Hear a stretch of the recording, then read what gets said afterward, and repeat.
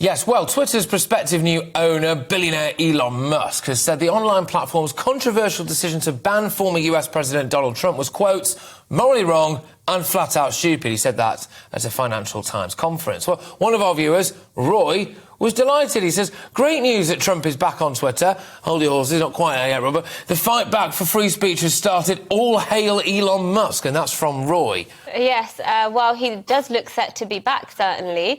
How could that reshape US politics, however? Well, joining us to discuss exactly that question and other things going on in America is Greg Swenson, who's chairman of Republicans Overseas, UK.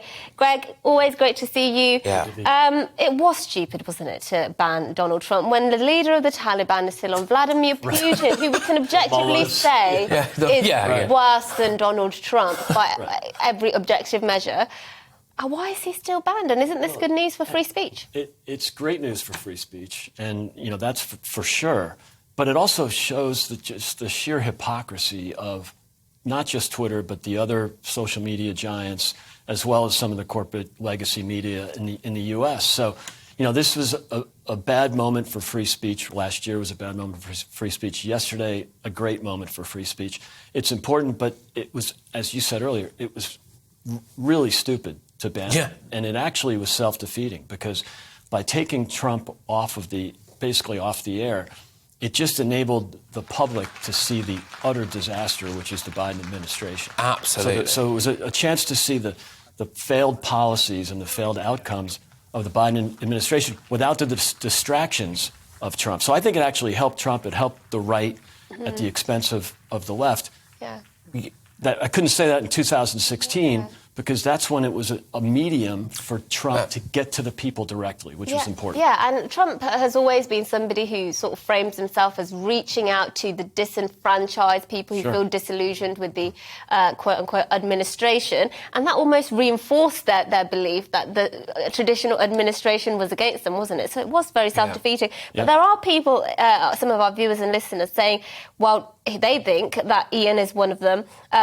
Musk's version of free speech will actually just be the same, but the opposite. If you agree with me, you can stay. If you disagree with me, I'm going to get rid of you. Is that what's going to happen? No, not at all. I mean, what Musk has been saying from the beginning, that it is the town square. And so it shouldn't be the opinion of Twitter or their so-called, the people that actually operate the filters.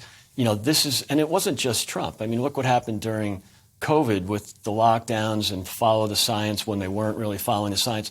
The Barrington Declaration was banned from Twitter and the other social media platforms, and that is outrageous. And so I don't think Musk will be a one-sided CEO or one-sided owner. No, but it's also not just the overt banning. There's things like shadow banning, and I don't claim to know or understand exactly everything about the technology behind that and the algorithms, all this stuff. I mean, it does exist, and I'm aware that it's happening to quite a few people. That's very, very subtle, really, and that's quite sinister. And exactly, and I can understand if there are algorithms to prevent, real hateful groups or, I mean, BLM and Antifa used Twitter and other social media platforms to spread their disinformation, to spread that insanity, but also to organize violence. So maybe they should be, banning some of those organizations that actually advocate violence, not just what they say is violence because they don't agree with President Trump. Absolutely. Now, can we move on? Because I want to talk a bit about Meghan Markle. Because apparently she could be your new overlord soon at some point. Could she? Is that a terrifying thought? It's a terrifying thought if she was, but I think the idea of her joining, or at least making it official, joining the Democratic Party, that's not really news. Right? She's probably, obviously, left-leaning. She's obviously woke, which is kind of become one of the core platforms of the Democratic Party is wokeism. And so it shouldn't be a shock. I hope she does. I think it's great for those of us that think center-right. I think so. And it would be a nice opportunity for Harry to become the First Lady as well, which I think would be really fantastic. Just to clarify as well, that was President Biden's sister saying apparently that she thought Meghan Markle... Not Meghan Markle actually announcing it. No, Meghan Markle's not announcing it herself. But, I mean, I suppose anything would be better than Biden. I think it would be great for Biden, of course, having celebrities endorse him, but that's not new. Hollywood has always endorsed presidents of the left. of the Democratic Party. So, and good for President Biden's sister getting a little attention, since most of the time it's his brother and his son who get all the attention, so and the money. So, good for her.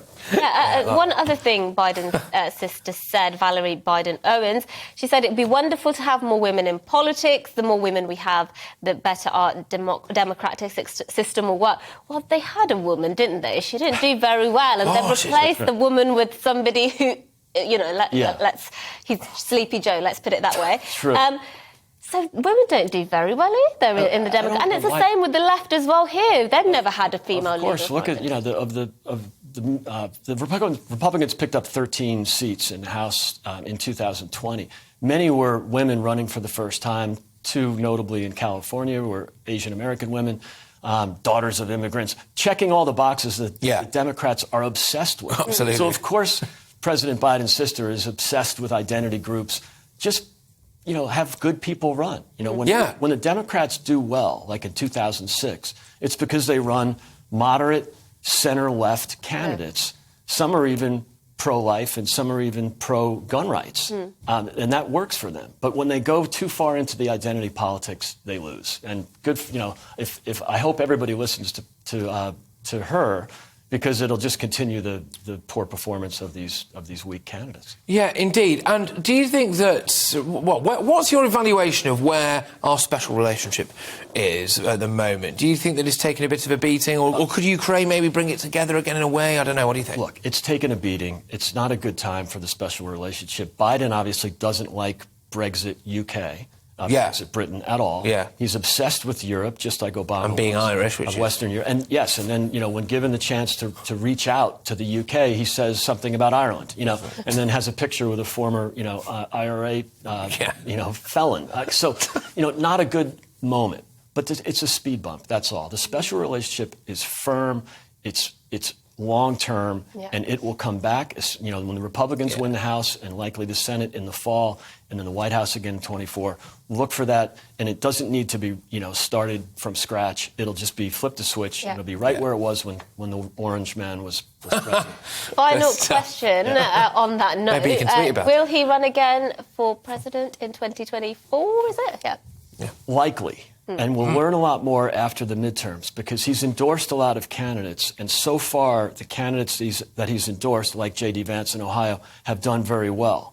There was a Republican versus Republican race in West Virginia yesterday because they lost a congressional seat. So they had to combine two Republican seats. They ran against each other. The Trump candidate won against the other candidate who actually had more votes or more seats in that particular district. So that's a good sign for Trump. I think he's going to base his decision on whether he can win. Interesting. He won't run if he has a chance. Well, no, that wouldn't be very Trump. If the election was tomorrow, he'd win and he'd run. Good stuff, Greg. Hey, thank you as always, my good man. Great to be here. Thank you for coming back on the show. A fan favourite there, of course.